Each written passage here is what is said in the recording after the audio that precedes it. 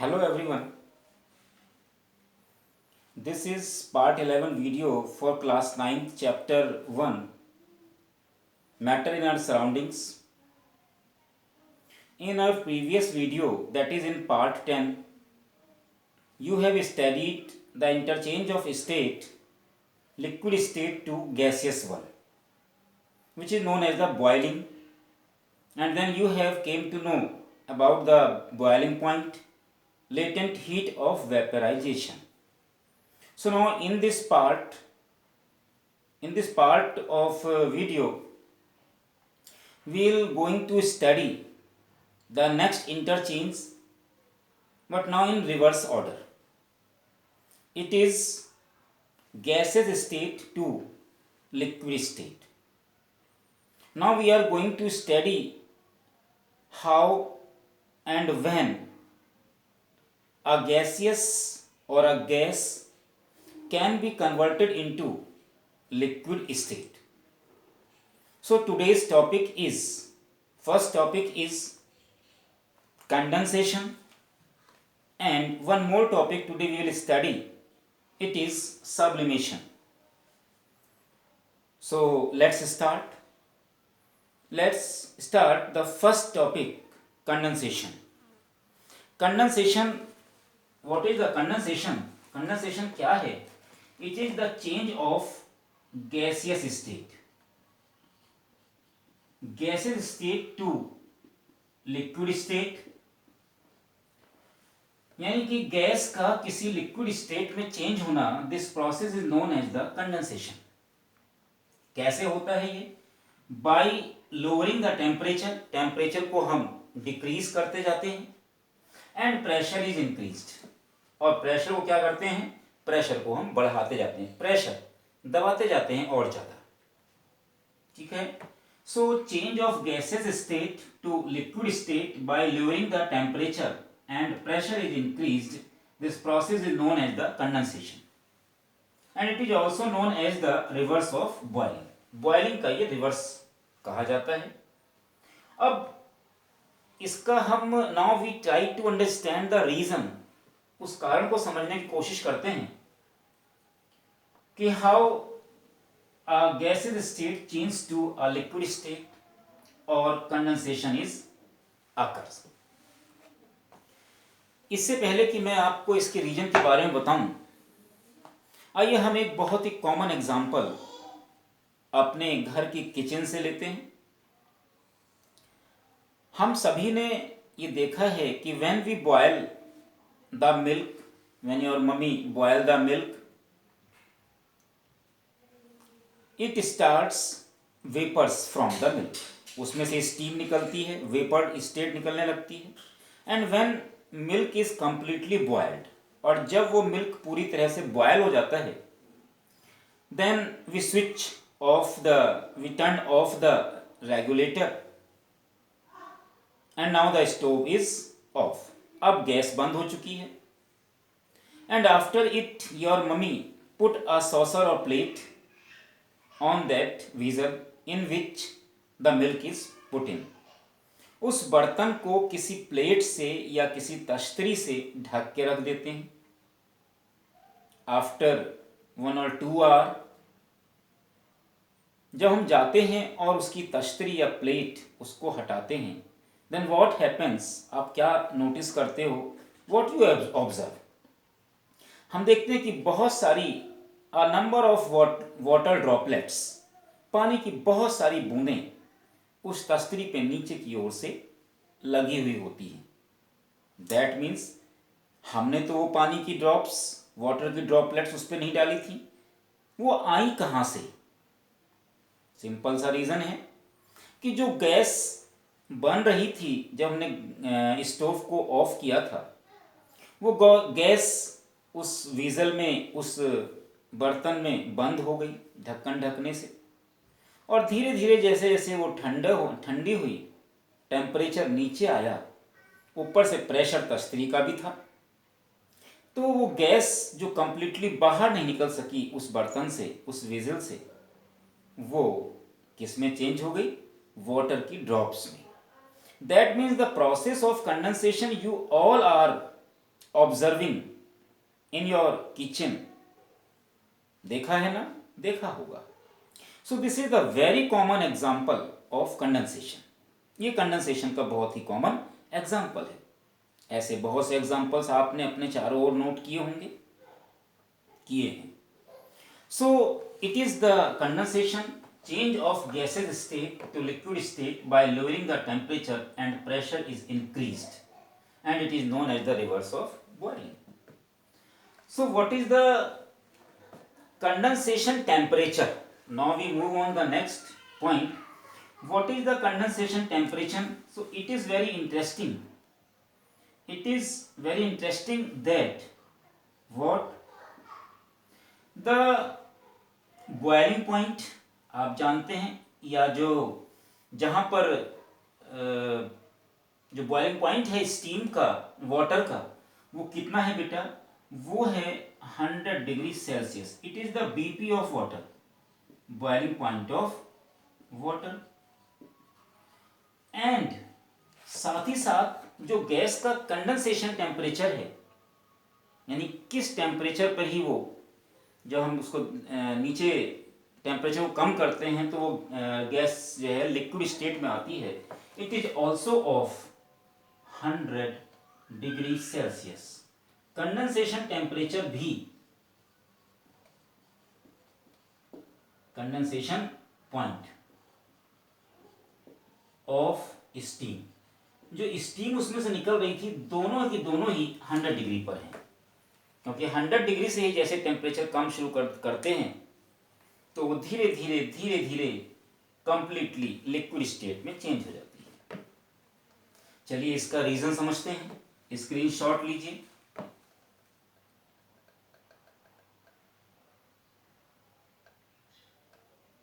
ले लिया होगा। अब हम इसके रीजन के बारे में जानते हैं कि what is the reason. Reason आप लोग समझ चुके हैं, पिछली 2 वीडियो में आपने देखा है। रीजन क्या है? इसके रीजन की बात अगर हम करें, उससे पहले हमें क्या करना होगा? देखिए, ये हमारे पास में गैसेस स्टेट है, ये पार्टिकल्स हैं गैसेस स्टेट के, बहुत दूर दूर हैं। अब ये जो गैसेस स्टेट के पार्टिकल्स हैं, और हम now we want to change it into liquid state. अब अगर आप इसको लिक्विड स्टेट में चेंज करना चाहते हैं तो आपको क्या करना होगा? ये पार्टिकल्स आपको धीरे धीरे कैसे करने होंगे? नजदीक लाने होंगे, नजदीक लाने होंगे, जिससे कि लिक्विड के जो हमने प्रॉपर्टीज पहले पढ़ी हैं उसके अकॉर्डिंग जो इंटर पार्टिकल डिस्टेंस है वो गैस के कंपैरिजन में काफी कम हो जाए, अप्रॉक्स 100 टाइम्स। अब ऐसा करने के लिए आपको पता ही है क्या करना पड़ेगा, कि आपको जो टेम्परेचर है उसको नीचे लाना पड़ेगा, और जो प्रेशर है उसको आपको बढ़ाना पड़ेगा।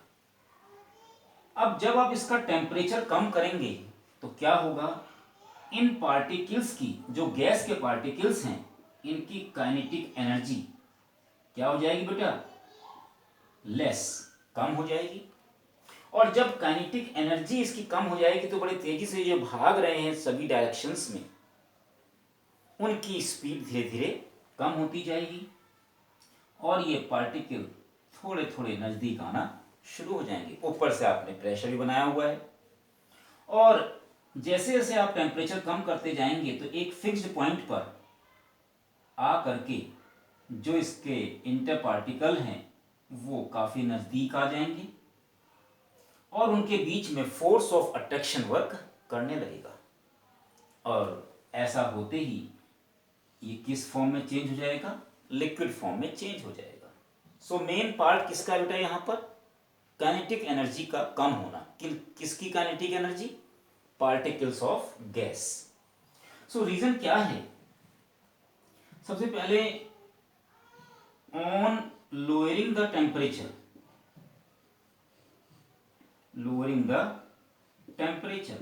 जैसे ही हम टेम्परेचर को कम करते हैं,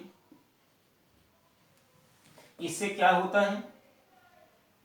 decrease of kinetic energy, decrease in the, कौन सी energy, kinetic energy of particles, जो पार्टिकल्स हैं गैस के, उनकी काइनेटिक एनर्जी कम हो जाएगी, उनकी स्पीड कम हो जाएगी दौड़ने भागने की। इससे क्या होगा, क्या होगा इससे, they become close to each other, वो एक दूसरे के नजदीक आ जाएंगे, नजदीक आ जाएंगे, और regularly, sorry not regularly, they become close to each other simultaneously, simultaneously. इधर हम टेम्परेचर कम करते जा रहे हैं और काइनेटिक एनर्जी भी कम होती जा रही है, और ये पार्टिकल एक दूसरे के नजदीक आते जा रहे हैं, और इससे क्या होगा, इंटर, जो पार्टिकल फोर्स है, inter particle force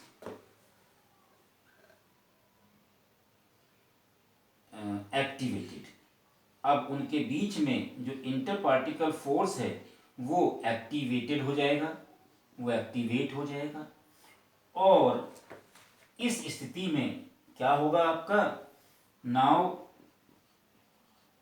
we get the liquid state, और इस तरह से लिक्विड स्टेट हमको मिल जाएगी, and this is known as the condensation.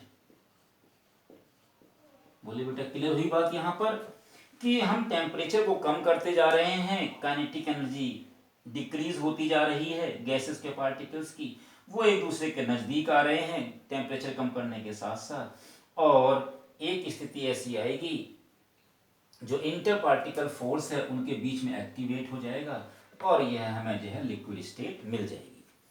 अगर हम इसको और ज़्यादा टेम्परेचर कम कर देते तो हम लिक्विड स्टेट से कहाँ पहुँच जाते, सीधे सॉलिड स्टेट में, सॉलिडिफिकेशन, वो मैं आपको पहले समझा चुका हूँ। So this is the reason for the process of condensation, and the main role of the, किसका मेन रोल है, decrease in the kinetic energy of the particles of gases. समझ में आ गया होगा, इसको भी आप स्क्रीनशॉट लीजिए फटाफट।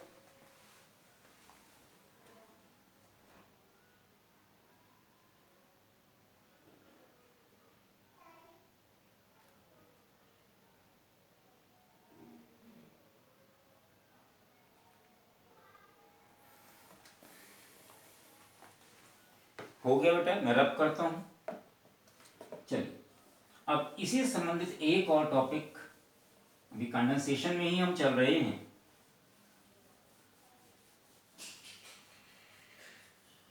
अब बात ये आती है कि वास्तव में क्या होता है, what happens actually, what happens actually, वास्तव में क्या होता है during boiling and condensation. Condensation और बॉइलिंग में एक्चुअली क्या होता है, आइए इसको भी समझते हैं। पिछले वीडियो में हमने आपको बताया था कि बॉइलिंग में लेटेंट हीट ऑफ वेपराइजेशन का बहुत बड़ा रोल है। हम लगातार हीट करते रहते हैं और 100 डिग्री सेल्सियस टेम्परेचर पर स्टीम स्टार्ट हो जाती है, बट टेम्परेचर नहीं बढ़ता और पूरा का पूरा वाटर लिक्विड में चेंज हो जाता है, पूरा का पूरा वाटर स्टीम में चेंज हो जाता है। आखिरकार वो हीट जाती कहाँ है, वो हीट वाटर के पार्टिकल्स को गैसेस के पार्टिकल्स में चेंज करने के काम आती है, and that amount of heat energy which is required to change 1 kilogram of liquid to a gaseous state at atmospheric pressure at its boiling point is known as the latent heat of vaporization. So उसमें क्या हुआ, हमने आपको बताया था कि 1 kilogram water को steam में चेंज करने के लिए कितनी एनर्जी चाहिए होती है, कितनी एनर्जी एब्जॉर्ब करता है, 22.59 इंटू 10⁵ जूल पर किलोग्राम। बेटा बॉइलिंग में क्या होता है, बॉइलिंग और कंडेंसेशन, चलिए दोनों की बात कर लेते हैं एक साथ। Boiling and condensation. Boiling, first point, change of state, change of liquid to gaseous state. And condensation क्या है बेटा, what is condensation, change of gaseous to liquid state, G for gas and L for liquid. Second, इसमें क्या होता है, इसमें एक चीज और होती है कि kinetic energy of particles of liquid increases. इसमें काइनेटिक एनर्जी इंक्रीज होती है, बट इसमें क्या होता है, kinetic energy of particles of gases क्या होता है, ये डिक्रीज। यहां पर काइनेटिक एनर्जी डिक्रीज होती है। कैसे होती है, ऑन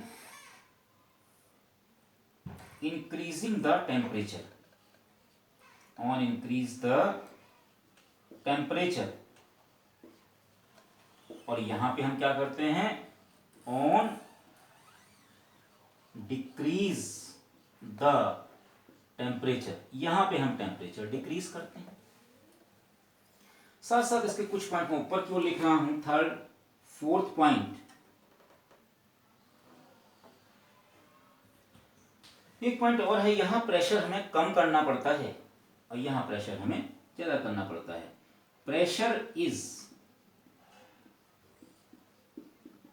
डिक्रीज्ड, यहां पे आपको प्रेशर डिक्रीज करना पड़ता है और यहां पे प्रेशर इज क्या करना पड़ता है, इंक्रीज। यहां पे आपको जो प्रेशर है वो इंक्रीज करना पड़ता है। नेक्स्ट, यहां पे जो लेटेंट हीट ऑफ वेपोराइजेशन है, latent heat of vaporisation, latent heat of vaporisation is absorbed. यहां पे लेटेंट हीट ऑफ वेपोराइजेशन, यहां पे हीट एब्जॉर्ब की जाती है, लेकिन बेटा यहां क्या होगा, यहां पर इट इज रिलीज्ड। यहां पर ये जो लेटेंट हीट है वो क्या करते हैं, रिलीज होती है, यहां पे हीट निकाली जाती है। तो दोनों में बेसिक डिफरेंस है।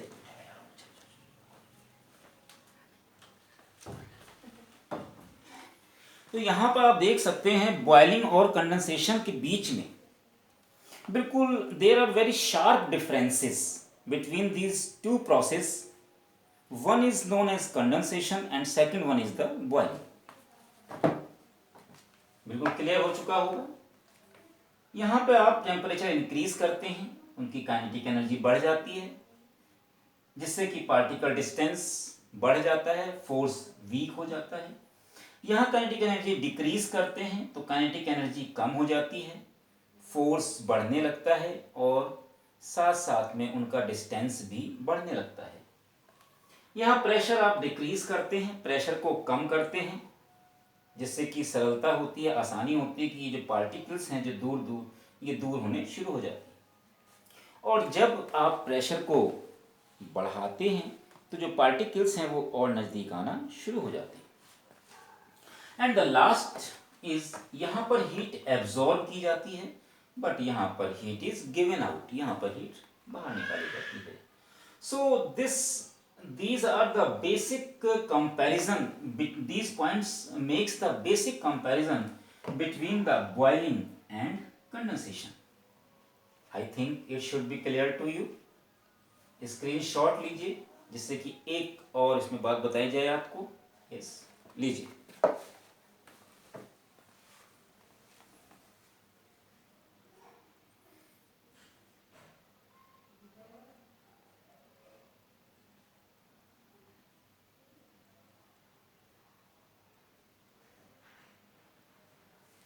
यस, ओके, आपने स्क्रीनशॉट ले लिया होगा।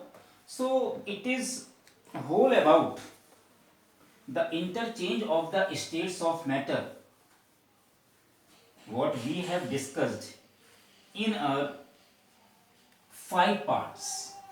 We have started the interchange of the states of matter, interconversion of the states of matter.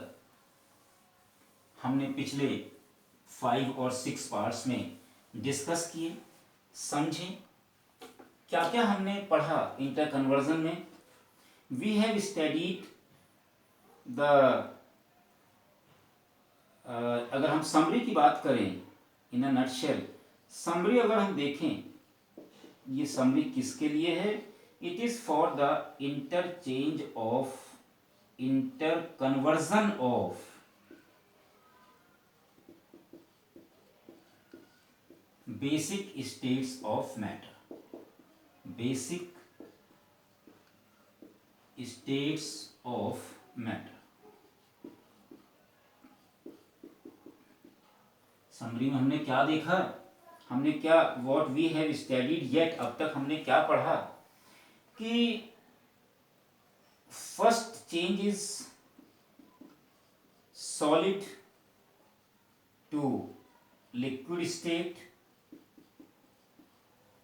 ठीक है, हीट देते हैं, टेम्परेचर इंक्रीज करते हैं, and liquid to gas state, यहां भी हम इसको हीट करते हैं, टेम्परेचर को इंक्रीज करते हैं, एंड रिवर्स प्रोसेस में इट इज, अब हम इसको क्या करते हैं, कूल करते हैं, टेम्परेचर को कम करते हैं, so gas to liquid, and if we want to interconvert liquid to solid then we again cool it, हम इसको cool करते हैं। so these are the changes। solid to liquid क्या कहलाता है बेटा? solid to liquid is known as the melting or it is known as the fusion, and liquid to gaseous state it is known as the boiling or vaporization। यही हम लोगों ने पढ़ा है अब तक, vaporisation. And reverse, gas to liquid state, it is, this process is known as the condensation,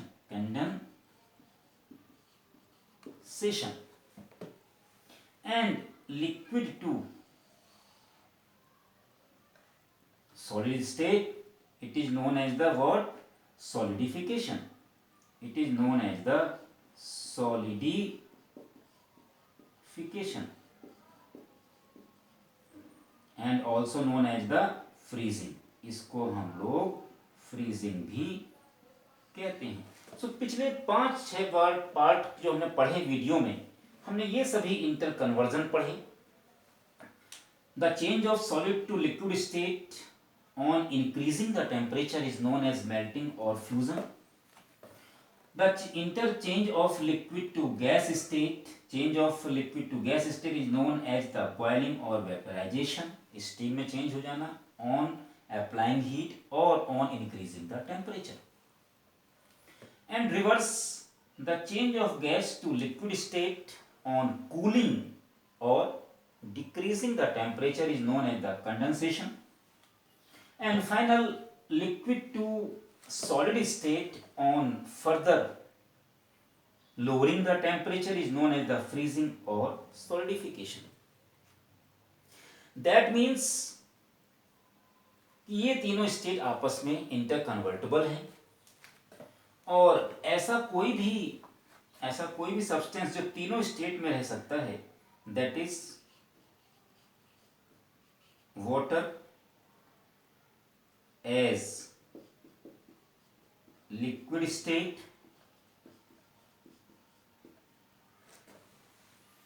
ice as solid state and steam as vapour state. तीनों state में ये प्रेजेंट है। समझ में आया होगा। यहां पर हम देखें कि जब हम सॉलिड से लिक्विड में चेंज करते हैं या लिक्विड को गैस में कन्वर्ट करते हैं, सो हमें यहां क्या करना होता है इस प्रोसेस के लिए? Increase the temperature, increase the temperature and decrease the pressure, decrease the pressure। हमको यहाँ पर प्रेशर डिक्रीज करना होता है और टेम्परेचर इंक्रीज करना होता है, लेकिन इस रिवर्स प्रोसेस के लिए हमें क्या करना होता है? टेम्परेचर इज डिक्रीज्ड, टेम्परेचर को आपको लो करना पड़ता है, डिक्रीज करना पड़ता है, एंड प्रेशर इज इंक्रीज्ड। तो इसका मीन्स है कि आपसे कोई क्वेश्चन करता है, कोई क्वेश्चन आता है कि is it possible to interchange of the different state of matter? Yes. How? कैसे? हम कैसे कर सकते हैं? सो either increase or decrease the temperature, or by increase or decrease the pressure, a state can be converted into the second state. So this is the summary what we have studied in our video, in our first 5 or 6 parts. So this is whole about this part, condensation, उसका reason, और यहाँ पर summary। आप इसका screenshot लीजिए, notes बनाइए। समय की कमी के कारण सब्लिमेशन का जो टॉपिक है वो मैं पार्ट 12 में आपको डिलीवर करता हूँ, बताता हूँ। तब तक के लिए आप इसको नोट करें, समझें। नोट्स आपको इसी से नोट करने हैं, एंड 2 बार देखिए, समझिए। Keep on watching, like the video if you like it, and subscribe the channel same EduDot Science. Best of luck. Thank you.